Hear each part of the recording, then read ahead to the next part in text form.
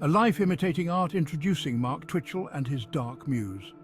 Mark Twitchell harbored a dark secret, a dangerous obsession that would soon consume him entirely.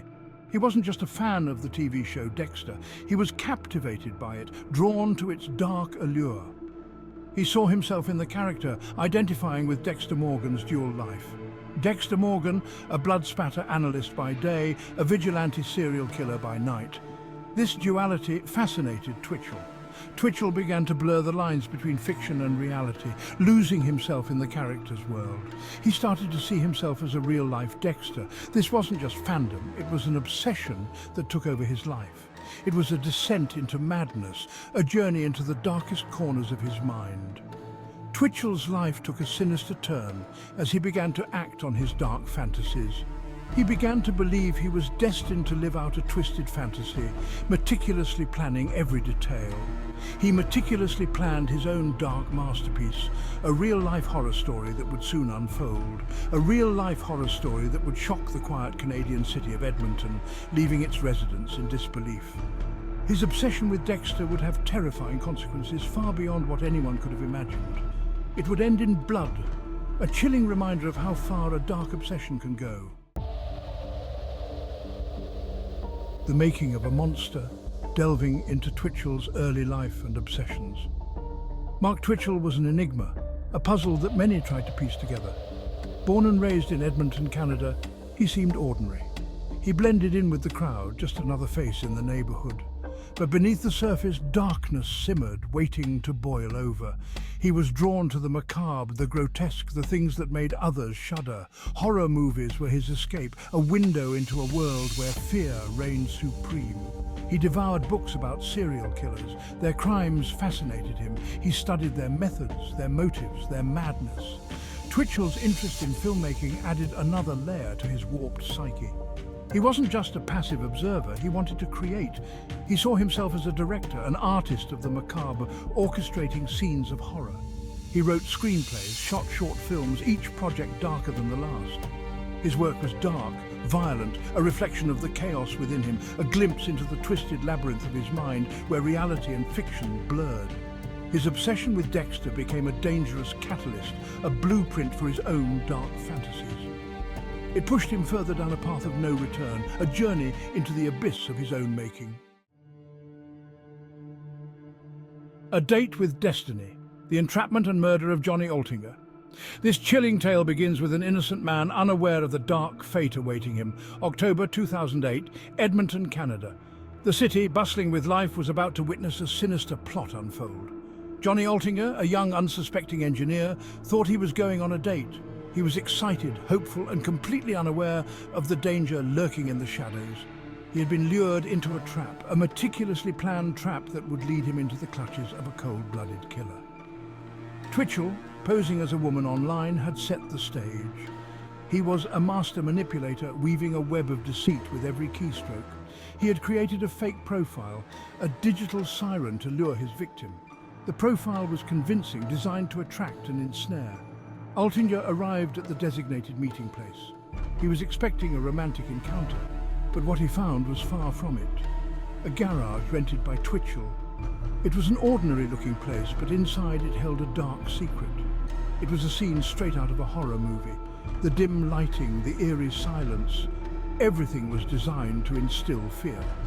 Twitchell, disguised in a hockey mask, attacked Altinger. The mask, a symbol of his twisted fantasies, hid his true identity. He bludgeoned him to death. The brutality of the attack was shocking, a stark contrast to the calm demeanor Twitchell had shown online. The line between fantasy and reality had been severed. Twitchell's obsession with horror had driven him to commit an unspeakable act. Twitchell had become the monster he idolized. His transformation was complete, and the world would never be the same for those who knew Johnny Altinger. Echoes of Dexter, the chilling discoveries of SK Confessions. In the aftermath of Altinger's disappearance, police investigated. They uncovered Twitchell's chilling journal. He called it SK Confessions, a play on Dexter's Dark Passenger. The journal was a window into Twitchell's twisted mind. It detailed his fantasies, his plans, his descent into madness. The journal revealed Twitchell's meticulous planning. He had documented every step of his crime, from creating the fake online profile to disposing of the body. He had even written about his victims' final moments. The journal was a chilling reminder of the power of obsession, of how easily fiction can bleed into reality. Section 5. The walls close in. Unraveling the truth behind Altinger's disappearance. The investigation into Altinger's disappearance intensified. The police suspected foul play. They zeroed in on Twitchell, his online activity, his rental of the garage, all raised red flags. He became their prime suspect. The net was closing in. During their investigation, police discovered a deleted file on Twitchell's computer. It was a movie script titled House of Cards. The script was eerily similar to Altinger's disappearance, the same modus operandi, the same chilling details. It was a digital confession, a piece of fiction that revealed a terrifying truth. Section 6. A trail of blood and lies, the trial and conviction of Mark Twitchell. The trial of Mark Twitchell captivated the nation. The prosecution presented a mountain of evidence. Twitchell's journal, the movie script, DNA evidence linking him to the crime scene. It was a case built on obsession and deceit. Twitchell maintained his innocence. He claimed the journal and the script were works of fiction, just a filmmaker exploring dark themes. But the jury didn't buy it. The evidence was too overwhelming. In 2011, Mark Twitchell was found guilty of first-degree murder. He was sentenced to life in prison. Section 7. The unfathomable loss. Johnny Altinger's legacy and the aftermath of tragedy. Johnny Altinger was more than just a victim. He was a son, a brother, a friend.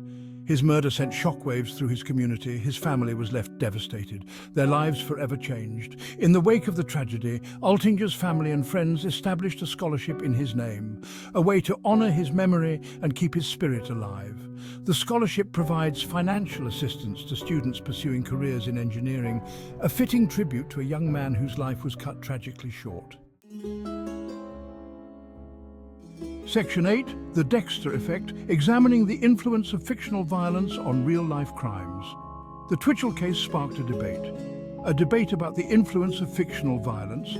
Did Dexter inspire Twitchell to kill? Could a TV show push someone over the edge? There are no easy answers. Experts caution against drawing a direct causal link.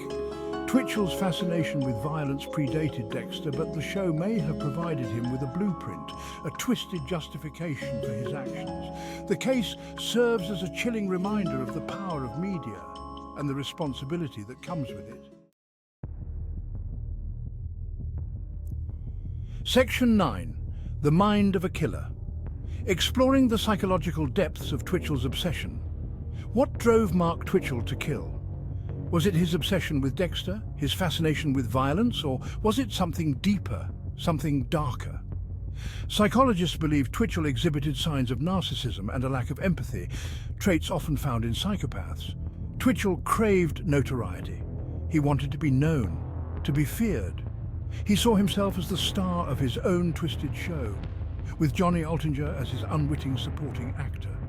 His obsession with Dexter may have been a symptom of a deeper pathology, a need to control, to dominate, to take a life. Section 10. The Thin Line, a final reflection on the blurred boundaries of fantasy and reality. The case of Mark Twitchell is a stark reminder of the fragility of the human psyche, of the thin line that separates fantasy from reality. Twitchell's obsession with a fictional character led him down a path of destruction, a path that ended in blood and tragedy. The case also raises questions about the role of media in our lives, about the responsibility we have as creators and consumers of entertainment. The line between fantasy and reality can be blurred. It is up to us to ensure that it never disappears entirely. If you found this video insightful, please like and subscribe to our channel for more content.